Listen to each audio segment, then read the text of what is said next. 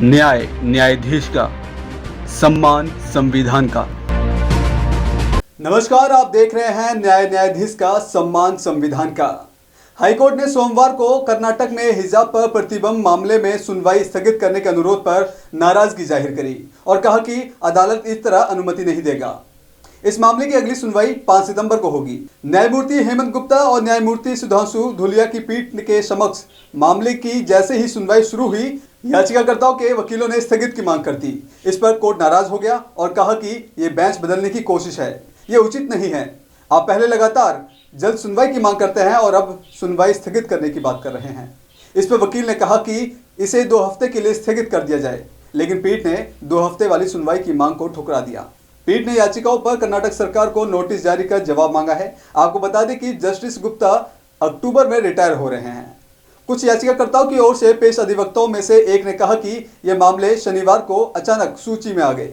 कुछ अधिवक्ताओं ने उन्हें कर्नाटक से शीर्ष अदालत में सुनवाई के लिए आना था। इस पर पीठ ने कहा कि कर्नाटक केवल 2.5 घंटे की उड़ान की दूरी पर है। जब पीठ ने मामले को 5 सितंबर को सुनवाई के लिए सूचीबद्ध किया है, तो वकील में से एक ने अनुरोध किया कि 2 सप्ताह का समय दे दिया जाए। इस पर पीठ ने कहा कि आप सोमवार को आइएगा।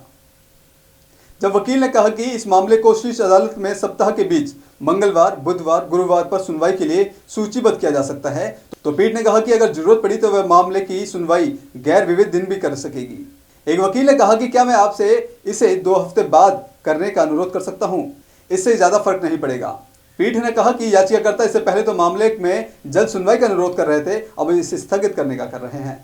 कर्नाटक सरकार की ओर से सॉलिसिटर जनरल तुषार मेहता ने कहा कि याचिकाकर्ताओं ने इस मामले को जल्द सुनवाई के लिए 8 बार मुख्य न्यायाधीश की बेंच पर मेंशन किया था, लेकिन अब वो कह रहे हैं कि इसकी सुनवाई स्थगित कर दी जाए।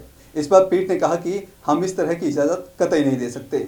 दरअसल कर्नाटक में हिजाब पर प्रतिबंध को लेकर 24 याचिकाओं पर हाईकोर्ट सुनवाई हो रही है। इसमें 6 मुस्लिम छात्राओं ने भी याचिका दाखिल की है।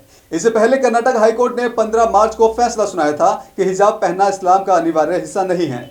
उसने स्कूल की कक्षाओं में हिजाब पहनने की अनुमति देने के लिए मुस्लिम छात्राओं की याचिका को खारिज कर दिया। हाईकोर्ट ने इसके साथ ही राज्य में शैक्षिक संस्थानों में हिजाब पर प्रतिबंध बरकरार रखा। हाईकोर्ट की पूर्ण पीठ ने कहा कि स्कूल की वर्दी का नियम एक उचित पाबंदी है और संवैधानिक रूप से स्वीकृत है, जिस पर छात्रा आपत्ति नहीं उठा सकती। वहीं तलाक़े हसन के खिलाफ मुस्लिम महिलाओं की याचिकाओं पर सोमवार को सुप्रीम कोर्ट में सुनवाई हुई। 2 अलग अलग पीड़िताओं की याचिका पर सुप्रीम कोर्ट ने दोनों के पति को पक्षकार बनाया और उन्हें नोटिस जारी किया। कोर्ट ने कहा कि हम तलाक़े हसन की संवैधानिक वैधता पर विचार करने से पहले याचिकाकर्ताओं को निजी तौर पर राहत देने पर विचार करेंगे। सुप्रीम कोर्ट में पीड़िता बेनजीर हिना निजी तौर पर पेश हुई। जस्टिस संजय किशन कौल ने कहा कि धर्म में ये व्यवस्था दी गई है जैसे आपके पास खुला विकल्प है। हम ये देखेंगे कि ये मसला बड़ा है या नहीं, लेकिन आपकी सहायता कैसे मिले। इसी के मद्देनजर हमने नोटिस किया है कि सुप्रीम कोर्ट ने पीड़िता से पूछा कि आप साथ रहना चाहेंगी। पीड़िता ने कहा हाँ। पिछली सुनवाई में सुप्रीम कोर्ट ने मौखिक टिप्पणी करते हुए कहा कि पहली नज़र में तलाक़े हसन उतना अनुचित नहीं लगता, इसमें महिला के पास भी विकल्प होते हैं। हम नहीं चाहते ये किसी और वजह से एजेंडा बने। अदालत ने याचिकाकर्ता महिला से कहा कि वो ये बताए कि वो सहमति से तलाक के लिए तैयार है या नहीं। इस मामले को लेकर हाईकोर्ट गए या नहीं, क्या ऐसे और मामले भी लंबित हैं? वहीं याचिकाकर्ता की ओर से पेश पिंकी आनंद ने कहा कि महिला का 18.5 साल का बेटा है, सुप्रीम कोर्ट को याचिका पर सुनवाई करनी चाहिए। 3 तलाक मामले में कुछ सवाल छूट गए थे। याचिका में केंद्र को निर्देश देने की मांग की गई है कि वह सभी के लिए लिंग तटस्थ धर्म, तलाक के तटस्थ समान आधार और तलाक की समान प्रक्रिया के लिए दिशा निर्देश जारी करे। ये याचिका गाजियाबाद की पत्रकार बेनजीर हिना ने दायर की है। उन्होंने याचिका में आरोप लगाया है कि उनका पति और उनके पति के परिवार उन्हें दहेज के लिए प्रताड़ित करता है। जब उन्होंने इनकार कर दिया तो उनके एक वकील के माध्यम से उसे एक तरफा अतिरिक्त न्यायिक तलाक हसन कर दे दिया। जब उन्होंने इनकार कर दिया तो उनके एक वकील के माध्यम से उसे एक तरफा अतिरिक्त न्यायिक तलाक हसन दिया। बेनजीर हिना ने याचिका दाखिल कर तलाक़े हसन को एक तरफा, मनमाना और समानता के अधिकार के खिलाफ बताया। याचिकाकर्ता के मुताबिक ये परंपरा इस्लाम के मौलिक सिद्धांत में शामिल नहीं है। याचिकाकर्ता की कोर्ट से गुहार है कि उसके ससुराल वालों ने निकाह के बाद दहेज के लिए उसे प्रताड़ित किया। दहेज की लगातार बढ़ती मांग पूरी न किए जाने पर उसे तलाक दे दिया गया। ये प्रथा सती प्रथा की तरह सामाजिक बुराई है।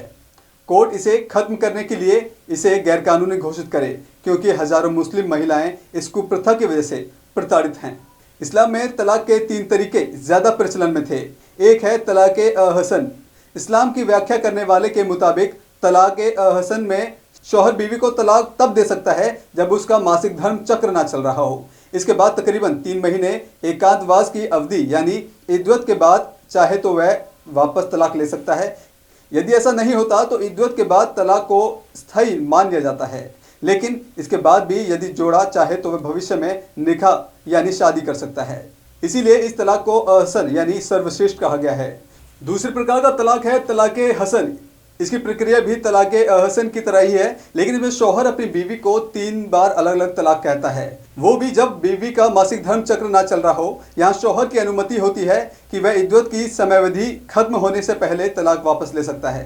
ये तलाकशुदा जोड़ा चाहे तो भविष्य में फिर से निकाह यानी शादी कर सकता है। इस प्रक्रिया में तीसरी बार तलाक कहने के तुरंत बाद वह अंतिम मान लिया जाता है, यानी तीसरा तलाक बोलने से पहले तक निकाह पूरी तरह खत्म नहीं होता। तीसरा तलाक बोलने और तलाक पर मुहर लगाने के बाद तलाकशुदा जोड़ा फिर से शादी तब कर सकता है जब बीवी इद्दत पूरी होने के बाद किसी दूसरे व्यक्ति से निकाह यानी शादी कर ले। इस प्रक्रिया को हलाला भी कहा जाता है। अगर पुराना जोड़ा फिर शादी करना चाहे तो बीवी नए शौहर से तलाक लेकर फिर इद्दत में एकांतवास करे, फिर पिछले शौहर से निकाह कर सकती है। अभी के लिए फिलहाल इतना ही। देखते रहिए न्यायाधीश का सम्मान संविधान का। न्यायाधीश का सम्मान संविधान का।